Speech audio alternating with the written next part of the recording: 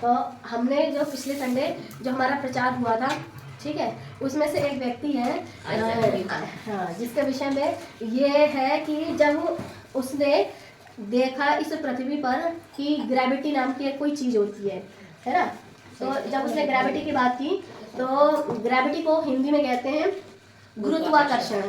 तो ग्रेविटी यानी गुरुत्वाकर्षण ऐसी चीज होती है जिससे कोई भी वस्तु अगर आसमान की ओर जाना चाहे अपनी मर्जी से तो वो जा नहीं सकती है। उसको जाने के लिए किसी अगर इंसान को जाना है तो जब तक एरोप्लेन की इजाद नहीं हुई थी तब तक नहीं जा सकता था। फिर जब एरोप्लेन में कुछ इस तरीके से बनाया गया कि वो ग्रेविटी से अलग हट करके तब जा करके वो वहां जाता है। नॉर्मली अगर कोई इंसान चाहे कि वो उड़ने लगे, है ना, या फिर आसमान में जैसे चिड़िया उड़ती हैं उड़ जाए, लेकिन किस हद तक? कोई भी चीज़ की एक लिमिट होती है। अगर जहाज भी, हवाई जहाज भी उड़ता है तो वो किस लिमिट तक उड़ता है? वो हमारे धरती को पार करके तो नहीं निकल जाएगा, मतलब इस दुनिया को पार करके तो नहीं निकल जाएगा, क्योंकि हर एक वस्तु जो है ग्रेविटी के चलते या गुरुत्वाकर्षण के चलते वापस नीचे को लौट के आती है, वो ऊपर नहीं जा सकती है। अब मेरा आप लोगों को ये चीज सिखाने के पीछे का क्या मकसद है कि इस संसार के जो भी लोग हैं जिन्होंने बहुत खोजबीन की, ठीक, उनके पास दिमाग बहुत था, उन्होंने अपना दिमाग बहुत तरह तरह से चीजों में लगाया और बहुत कुछ ज्ञान प्राप्त किया, लेकिन उसके बावजूद भी बाइबल एक ऐसी पुस्तक है, अगर उसमें थोड़ा ध्यान लगा लेते तो उनको पता चलता कि बाइबल में जो परमेश्वर है वो आपकी हर थ्योरीज को फेल कर देता है। जितनी भी थ्योरी इस दुनिया में है और जितने भी ज्ञानवान पुरुष हैं और ज्ञानवान लोग हैं और जिनका जो ज्ञान है, जब परमेश्वर की बारी आती है ना, हर एक मनुष्य का ज्ञान फेल हो जाता है, क्योंकि उसने बताया था कि कुछ इस तरीके से जब ग्रेविटी की खोज हुई थी तो ऐसा तो से पेड़ से गिरा कि हर चीज वस्तु जो है वो नीचे आती है गिरती है, जिसके चलते पता चला कि हाँ भाई ग्रेविटी नाम की भी कोई चीज होती है। तो जब ग्रेविटी नाम की कोई चीज होती है, इसके चलते कोई भी वस्तु, कोई भी व्यक्ति, कोई भी किसी भी प्रकार का इंस्ट्रूमेंट कुछ भी ले लो, अगर आप उसको थ्रो करोगे, मतलब फेंकोगे, कितनी भी फोर्स के साथ फेंको, जितनी फोर्स के साथ आप उसको ऊपर डालोगे फेंकोगे और उतने ही थ्रो के साथ और उतनी ही स्पीड के साथ वो वापस उसी गति में नीचे आती है, ठीक है। तो ये उन्होंने खोज की। अच्छा, ये खोज की कि ये पृथ्वी पर ऐसा कुछ है, लेकिन परमेश्वर ने मनुष्य को इस पृथ्वी पर ग्रेविटी क्यों दी है, उसके पीछे भी परमेश्वर का एक मकसद है। आज हम उस विषय को जानेंगे। गुरुत्वाकर्षण जो कि इस पृथ्वी पर है, जो जिसको देने वाला कौन है? परमेश्वर, ठीक है। हर वो वस्तु जो ऊपर फेंको तो वो नीचे आती है, इसका कारण क्या है? गुरुत्वाकर्षण। अगर गुरुत्वाकर्षण ना होता तो कोई भी चीज ऐसा करके फेंकी भी ना जाती तो भी उड़ती चली जाती, और जब वो उड़ती रहती तो कहाँ ब्रह्मांड में और पृथ्वी से बाहर निकल के जाने कहाँ कहाँ डोलती फिरती, घूमती फिरती। तो परमेश्वर ने जब इस पृथ्वी की रचना की है तो उसने अपना दिमाग, यानी परमेश्वर ने अपना दिमाग कैसा खर्च किया है कि हर एक चीज बड़े बैलेंस के साथ बनाई है। आप कितनी ही कोशिश कर लो, कितने ही इंस्ट्रूमेंट बना लो, लेकिन एक लिमिट तक उड़ोगे। जितने भी हवाई जहाज हैं वो सिर्फ वहीं तक उड़ते हैं जहां तक उनकी लिमिट है। क्या वो इस पृथ्वी को पार करके उड़ते हैं? नहीं। कभी सुना है कि एक एरोप्लेन उड़ता हुआ चांद पे पहुंच गया? चांद पे रॉकेट पहुंचता है, और रॉकेट के लिए क्या क्या इन लोगों ने क्या क्या डिजाइन किया होगा, उसमें कितना टाइम दिया होगा, उसको कितना फोर्स दिया होगा, ठीक है, तब वो जाकर के कितनी बार तो फेल हुआ है ये चीजें, उसके बाद कहीं जाकर के ये पास हुआ है। उसमें हर बार इनको निराशा मिलती थी, इस बार कुछ रह गया वो वापस लौट आता था, या फिर जो बंदे जाते थे वो मर जाते थे, कभी भी वो सक्सेसफुल नहीं होता था। कहीं ना कहीं इंसानी बुद्धि में कुछ कमी रह जाती थी। लेकिन बाइबल एक ऐसी पुस्तक है जो आपके सोच से, आपकी समझ से कहीं ज्यादा परे है, जब आप उसको पढ़ोगे तो। बाइबल में कुछ इस तरीके से है कि बाइबल में आपको उस परमेश्वर की जानकारी मिलती है जो हर थ्योरी को फेल कर देती है। ऐसा परमेश्वर है, आपकी हर थ्योरी फेल है। लगभग क्या कहते हैं इसको, बने हुए रॉकेट वगैरह को बने हुए या इंसान को चांद पर गए हुए कितना समय हो गया होगा?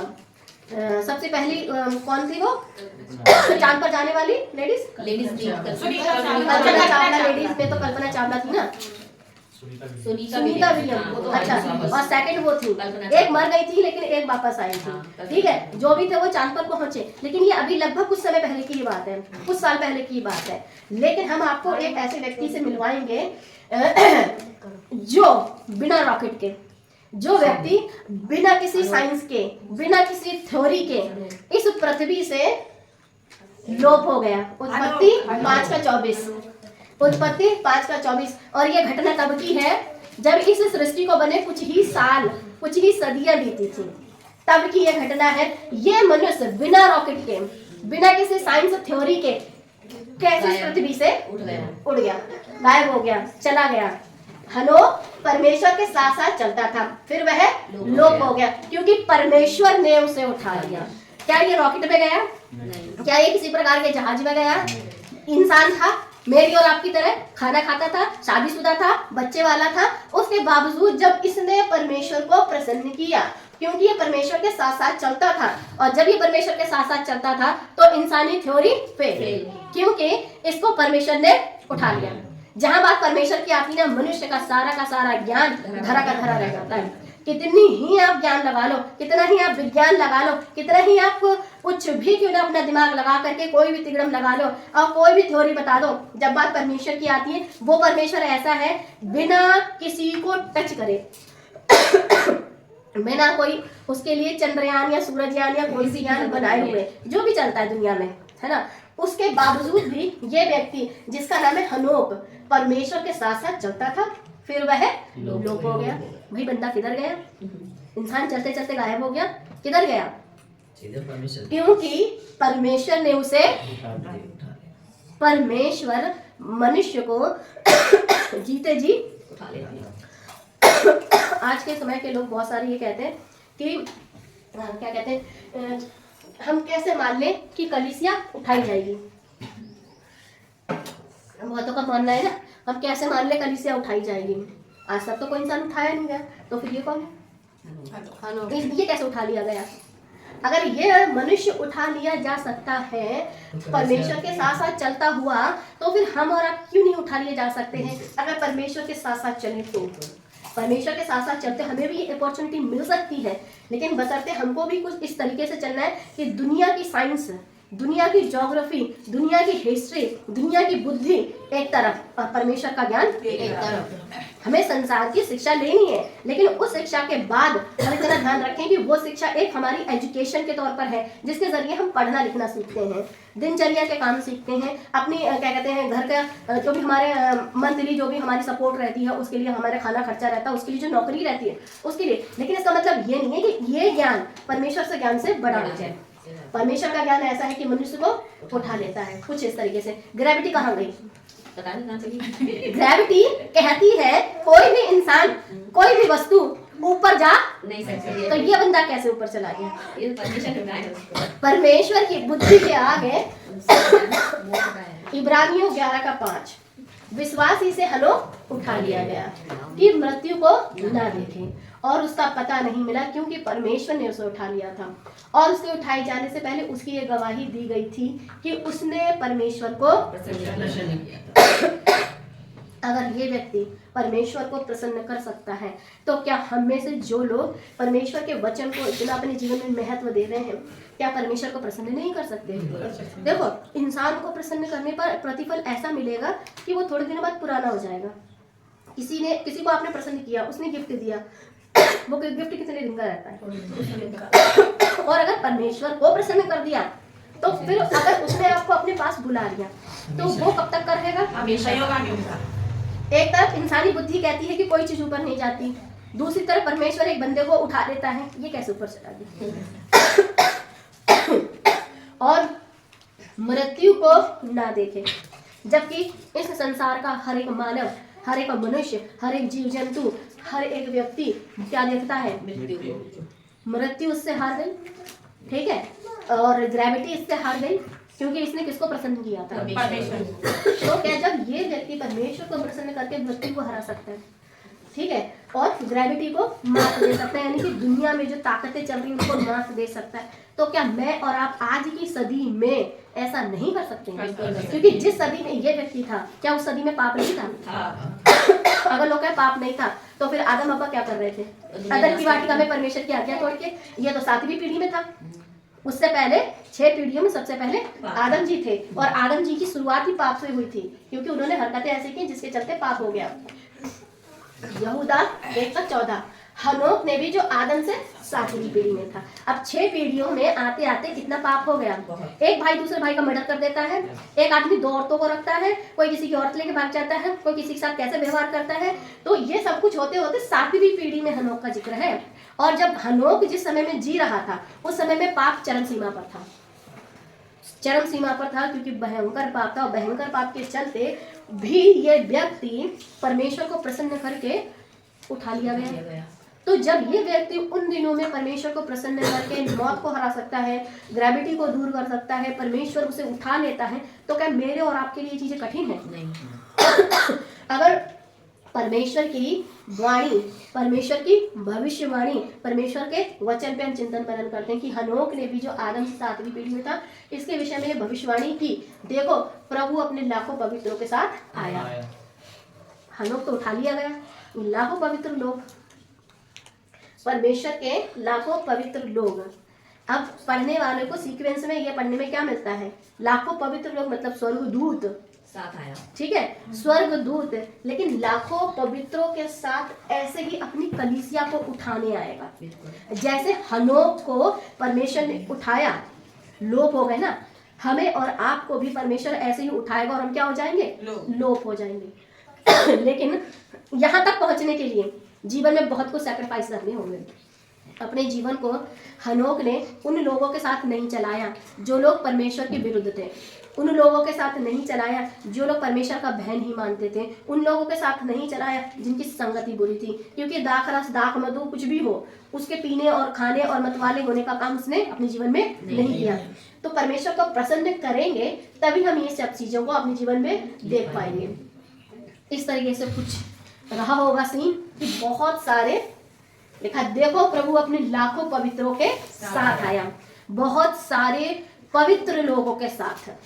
और वो पवित्र लोग इसलिए क्योंकि ये परमेश्वर के सामने खड़े होते हैं और बोलते हैं पवित्र पवित्र पवित्र जो था, जो है, जो आने वाला है। और उसका क्या कर रहे हैं लोग? गीत गाते हैं और हमेशा धन्यवाद करते रहते हैं। हमेशा ये लोग एक शब्द बोलते रहते हैं, हालेलुया।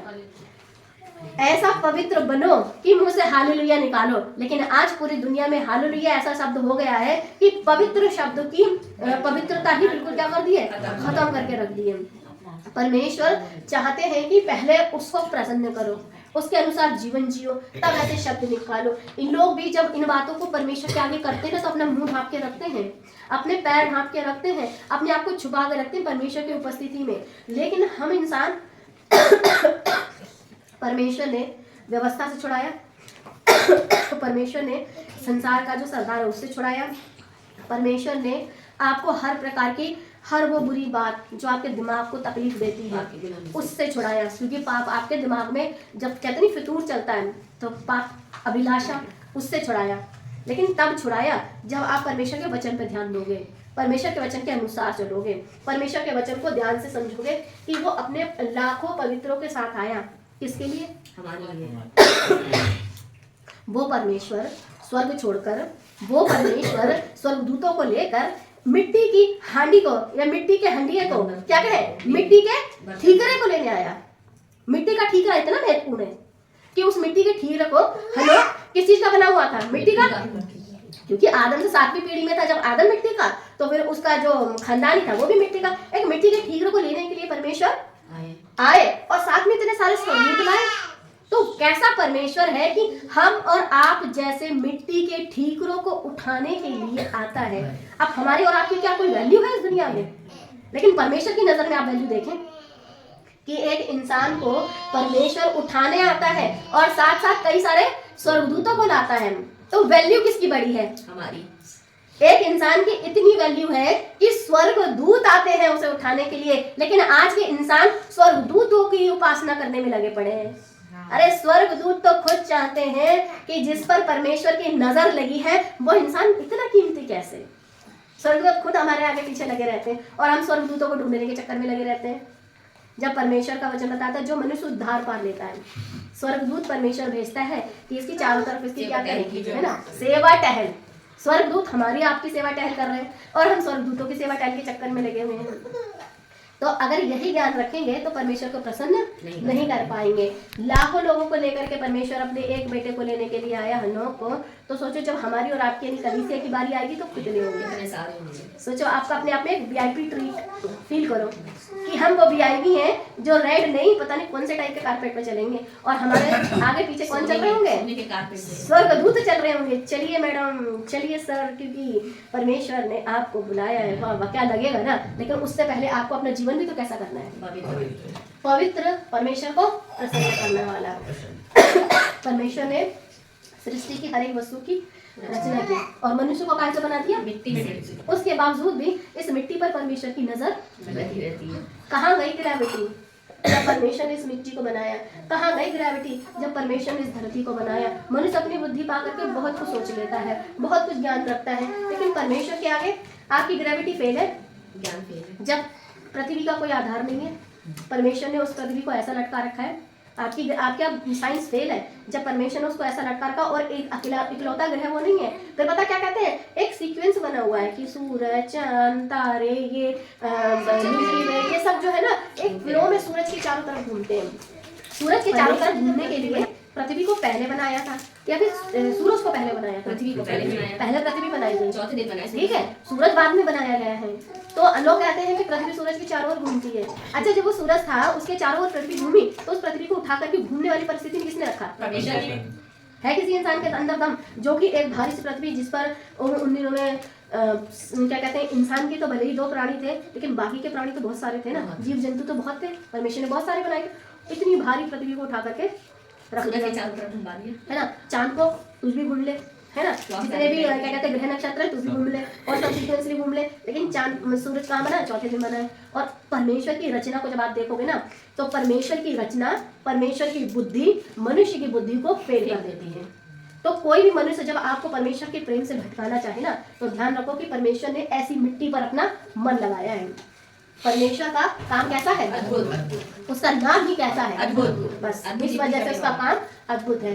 लेकिन कुछ इंसान लोग कुछ इस तरीके से बनाते हैं। अरे यीशु मसीह का सीन है ये कि अच्छा यहाँ पे बफरिंग हो रही है और लैपटॉप में चला गया है, क्योंकि इंसान को इस तरीके से उन्होंने खोज की, तब जाकर के वो पृथ्वी तक पहुंचे हैं कुछ इस तरीके की ड्रेसेस पहन करके। और कुछ यीशु को भी चित्र इस तरीके से बना लेते हैं कि हाँ ये कैसे हो गया।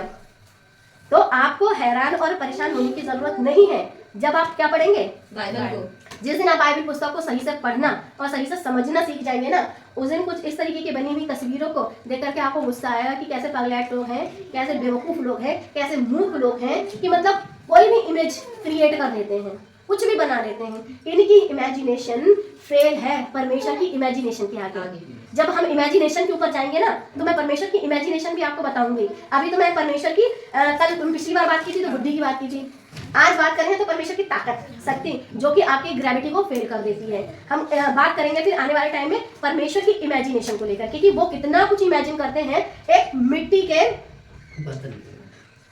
इंसान के लिए, मिट्टी का ध्यान है ना, मिट्टी का इंसान के लिए कितना कुछ करते हैं।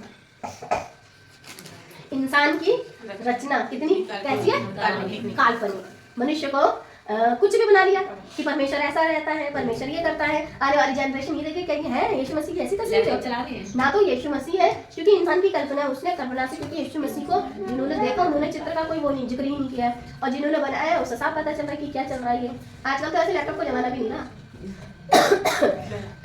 ज्ञानवान और खोजकर्ता और दिमागदार शतरंज खेल रहे ना, और एक बिजनेसमैन या लोगों को सिखाने वाला, ये सब फेल परमेश्वर की थ्योरी के आगे, परमेश्वर की रचना के आगे, परमेश्वर की बुद्धि के आगे। बुद्धिमान भी फेल, ज्ञानवान भी फेल, कितना ही पढ़ाकू क्यों ना हो और कितना ही बढ़िया अच्छा बिजनेसमैन या बिजनेस आइडिया देने वाले क्यों ना हो, जब बात आती है परमेश्वर की सबके सब क्या हो जाते हैं, फेल।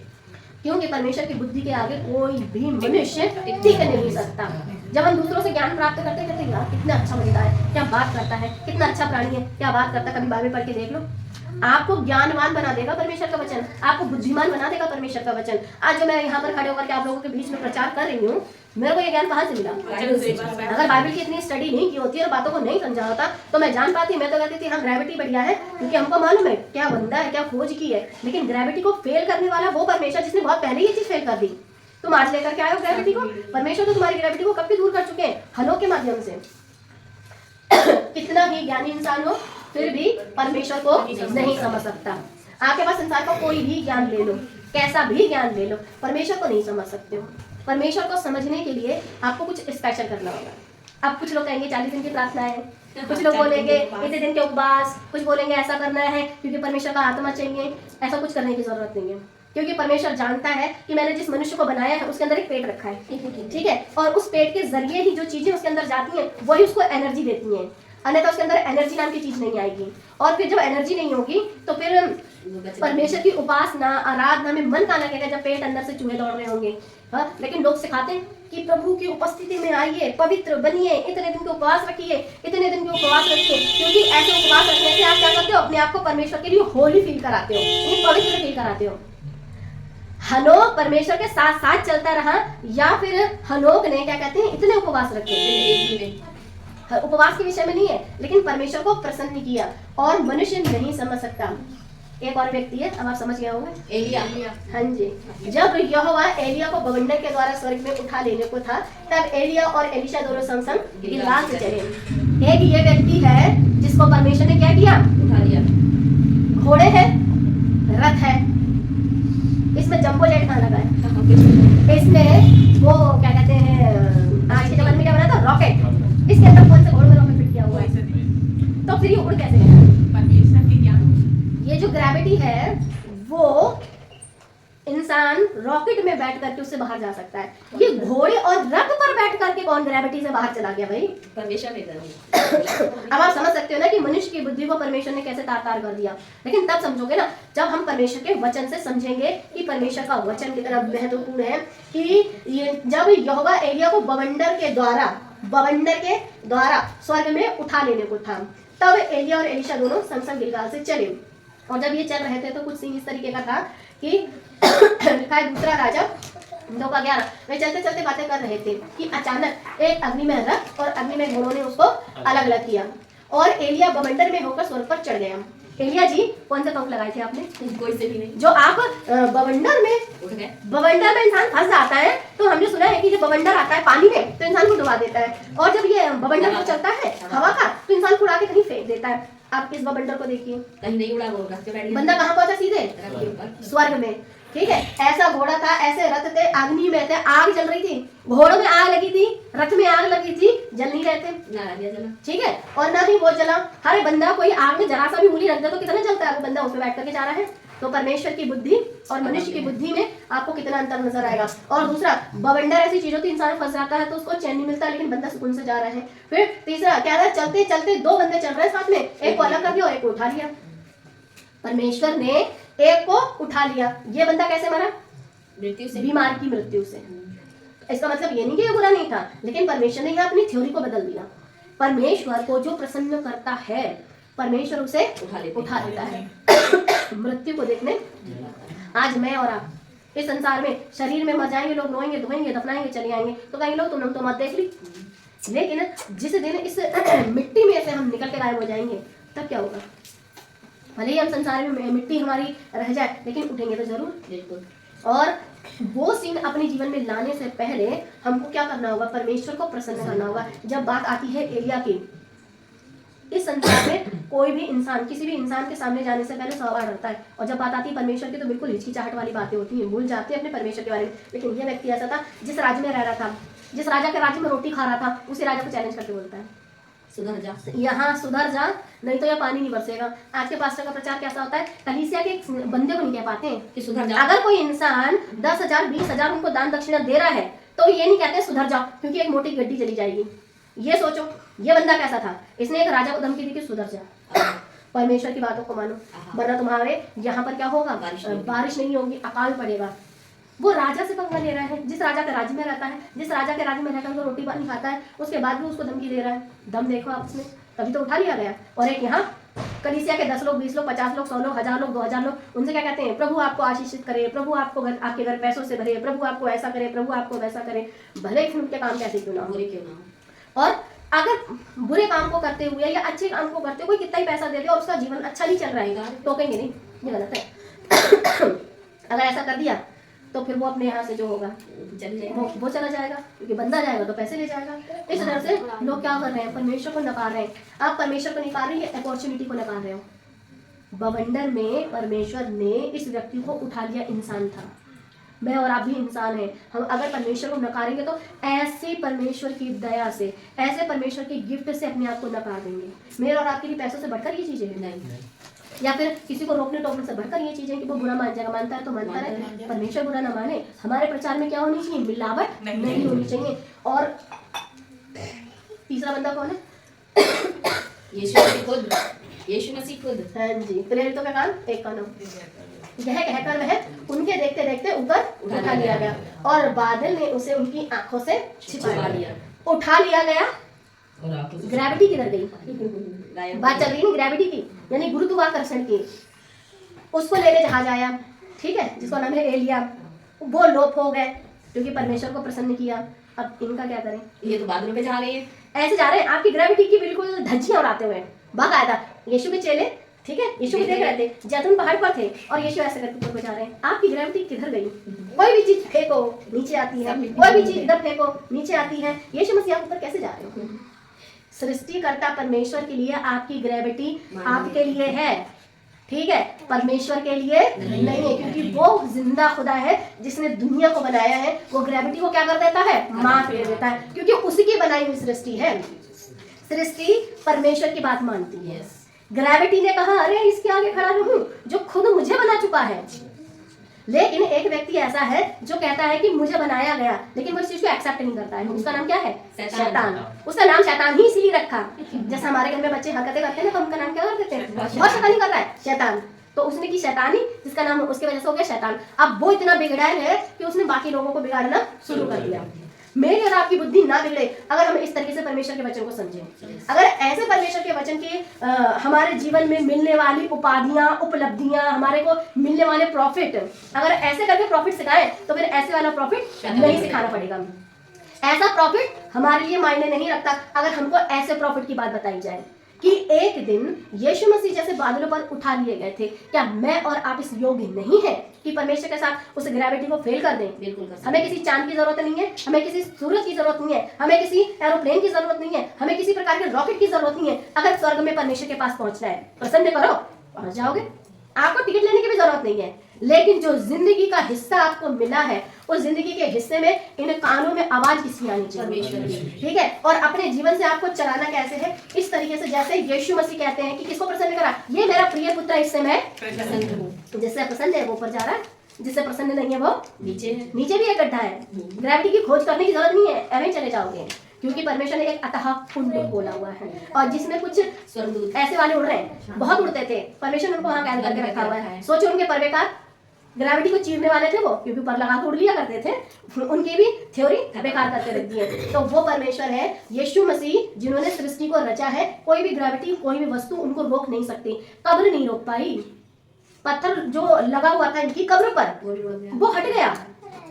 जब लोगों ने, जब स्त्रियों ने आके देखा तो कब्र का पत्थर कौन हटाएगा, कौन हटाएगा, जाके देखा तो पहले से ही हटा हुआ है। बोलेंगे स्वर्गदूत आके हटाए, तो स्वर्गदूत आ करके यीशु की कब्र से पत्थर हटा रहे हैं। तो यीशु इंपॉर्टेंट है ना? तो फिर स्वर्गदूतों की महिमा करने के लिए क्यों लगे हुए पीछे, जब आपको पता है कि यीशु महत्वपूर्ण है? जो महत्वपूर्ण है ना उसके पीछे लगो ना। यीशु महत्वपूर्ण थे, स्वर्गदूत खड़े थे, साहब आपके लिए रास्ता खुला है। 1 हो, 2 हो, 10 हो, 20 हो। यीशु खुद कहते हैं कि 12 पलटन स्वर्गदूतों की मैं ले आऊंगा। और आप दर्शन किसका करने के चलते हैं?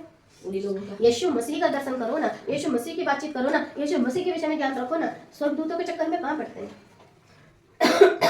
मरकुस 16:19 प्रभु यीशु उनसे बातें करने के बाद स्वर्ग पर उठा लिया गया और परमेश्वर की दाहिनी ओर बैठ गया। कहाँ जाकर के? परमेश्वर कहाँ बैठे हुए हैं? स्वर्ग में जाने के लिए ऐसे उठा लिए जा रहे थे और जाकर के बैठ जाते हैं वहां पर। कौन सी सीढ़ियां थी? कौन सा हेलीकॉप्टर था? कौन सा रॉकेट था? या फिर कैसी ग्रेविटी थी जो उनको नीचे नहीं खींच पाई, और वो जाकर के सीधे स्वर्ग में बैठ गए। और किन से बातें करते करते? उनसे मतलब चेलों से डायरेक्ट बातें करते करते यीशु मसीह जा रहे हैं और चेले ऊपर ताक रहे हैं। क्योंकि प्रेरितों का काम पहला अध्याय पढ़ोगे तो वहां पर 2 दूत आते हैं, 2 लोग आते हैं, 2 पुरुष आते हैं, कहते हैं भाई ऊपर क्या देख रहे, क्या ताक रहे हो? ऐसा ताक रहे थे, इसका मतलब यीशु मसीह ऊपर को जा रहे थे और वो ताक रहे थे। तो फिर चेलों से क्या कहा गया? जाओ भी अपना काम करो। मतलब तुमको जो काम दिया गया है, हमको ताकने वाला काम नहीं दिया गया, हमको लोगों में ऐसी जागृति फैलाने वाला सुसमाचार प्रचार करने का काम दिया गया है। लेकिन लोग कहते हैं स्वप्न देखिए, स्वप्न देखिए। क्यों देखे स्वप्न? जागते हुए काम करना बहुत है। वो रात आने वाली जिसमें कोई इंसान काम नहीं कर पाएगा। हमको जागते रहने की और परमेश्वर के काम को करने का समय दिया गया, ना कि स्वप्न देखने का समय दिया गया है। स्वप्न का समय चला गया, अब जागने का समय है। यीशु मसीह उठा लिए गए और यीशु ने जाते जाते कहा भी है हम लोगों से, और जितने भी लोग यीशु की आज्ञा को आज तक मान रहे हैं कि मैं जगत के अंत तक सदा तुम्हारे साथ हूँ, लेकिन उससे पहले वो क्या कहते हैं? हम तुमको क्या करेंगे? लेने के लिए आएंगे। जैसा जाते हुए देख रहे हो वैसे आते हुए देखोगे। कितनी प्रॉमिस करके गए? इतना प्रॉमिस करने वाला परमेश्वर, उसके विषय का ज्ञान रखने की हमको क्या है? जरूरत है। कुछ इस तरीके से परमेश्वर के दाहिनी ओर जाकर के बैठ गए।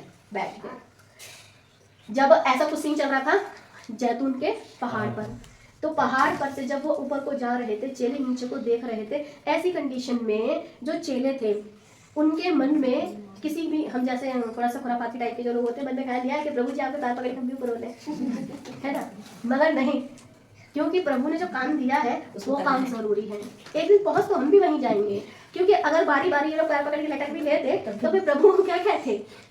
जस्ट इमेजिन कि प्रभु क्या कहते? तुमको नीचे रखा है काम करने के लिए, और काम हमारा ये क्या है? लोगों में ये जागृति फैलाना कि बाइबल नाम की जो पुस्तक है उसको पढ़ने का आपका नजरिया बदलो। जब आप बाइबल नाम की पुस्तक को पढ़ने का नजरिया बदलोगे, क्योंकि एक नजरिया है यीशु चमत्कारी, ठीक, और उनके पास आओ तो दूर हो जाएगी हर बीमारी, है ना? ऐसा ही तो चलता है। चमत्कारी यीशु के पास आइए और बीमारियां आपसे दूर हो जाएंगी। कुछ इस तरीके का चलता है और पूरी दुनिया में ऐसा ही चलता है। लेकिन क्या यीशु चमत्कारी है या फिर सृष्टि करता है? अद्भुत काम करने वाले परमेश्वर जो हर प्रकार की इंसान की थ्योरी को फेल कर देते हैं। तो मुझे ऐसे परमेश्वर का ज्ञान रखना है कि कोई भी मुझे परमेश्वर के वचन से दाएं बाएं ना उड़ा सके। इंसान आपको गलत राह कब दिखाता है? जब आपको सही राह का पता नहीं होता है। जिस दिन आपको सही राह का पता चल जाए, वो कितना ही आपसे कहता रहे कि लेफ्ट चले जाओ, राइट चले जाओ, आपको पता है कि लेफ्ट जाऊंगा तो क्या मिलेगा और राइट जाऊंगा तो क्या मिलेगा, आप उसको क्या बोलोगे? भाई देख, ये रास्ता मेरा जाना पहचाना है, ठीक है, और तेरा जाना पहचाना तो है नहीं, इसलिए तो मुझसे सीख। तो जब हम परमेश्वर के वचन में इतने परफेक्ट हो जाएंगे और कोई आके बोलेगा सिस्टर 40 दिन को उपवास रखिए आपकी प्रार्थनाएं सुनी जाएंगी, सिस्टर आपको एक फायर मीटिंग की जरूरत है, उसमें आपके ऊपर फायर उतरेगी। अरे फायर लेके जाकर के एरिया को, हमें फायर की जरूरत नहीं है। हमें परमेश्वर का आत्मा, बुद्धि का, ज्ञान का, समझ का मिला है, जो कि परमेश्वर के वचन को पढ़ने से। प्रकाशित वाक्य बोलता है कि जो उसको पढ़ता है उसको क्या मिलती है? बुद्धि। इस पुस्तक के पढ़ने वाले को बुद्धि प्राप्त होती है। प्रकाशित वाक्य पहला अध्याय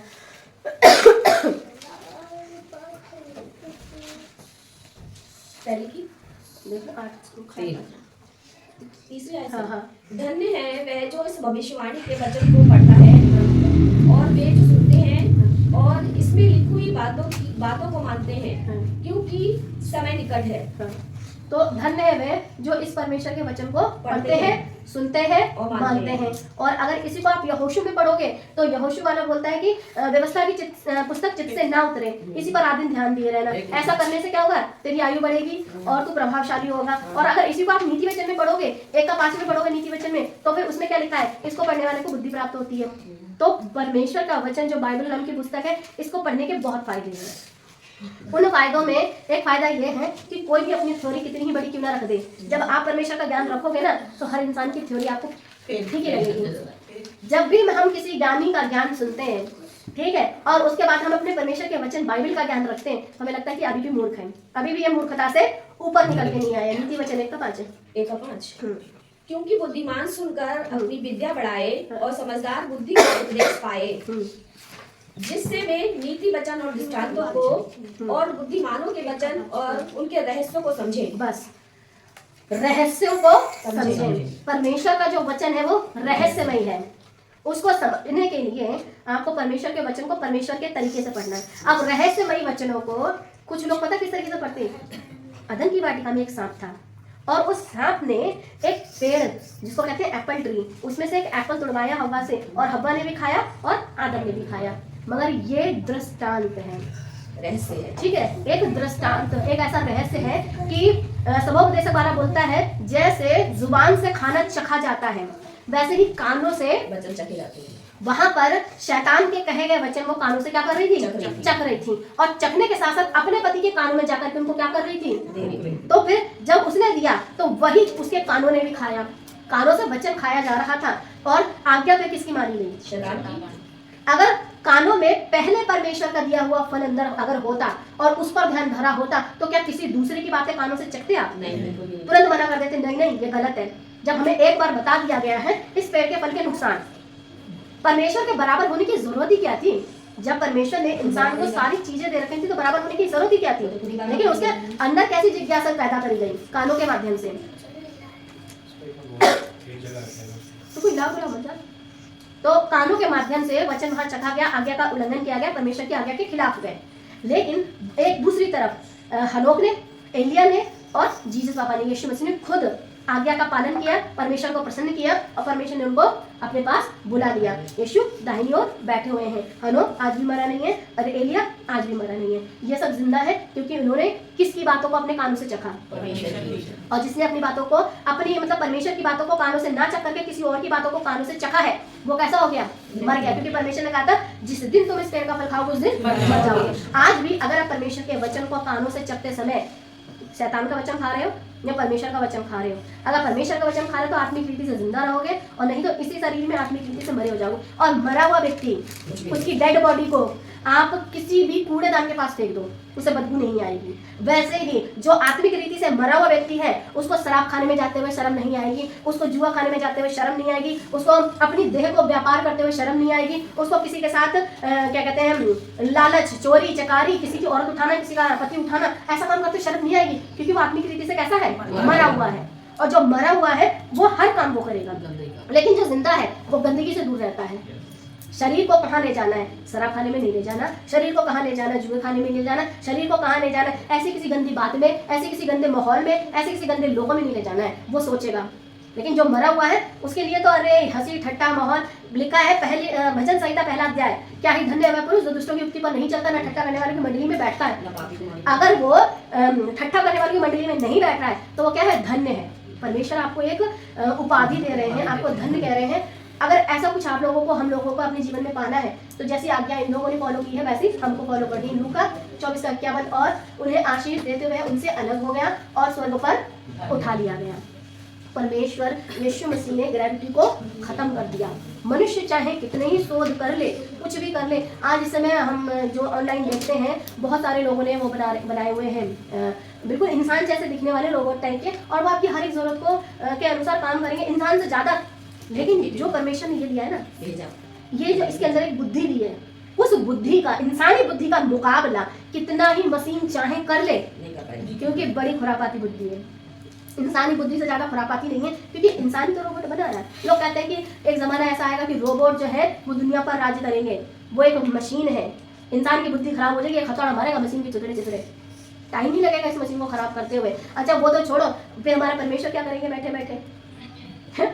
ज्यादा कुछ करने की जरूरत नहीं है। पृथ्वी जहां है वहां से आधा इंच आगे बढ़ा दो या आधा इंच पीछे कर दो। अगर पीछे बढ़ा दो, सूरज की तरफ कर दो तो जल के मर जाओगे, चांद की तरफ कर दो तो ठंड से मर जाओगे। तो फिर परमेश्वर क्या है? वो परमेश्वर जो हर प्रकार की मनुष्य की सोच को फेल कर देता है, वो हमारा कौन है? जीवित परमेश्वर। सो परमेश्वर हम सभी को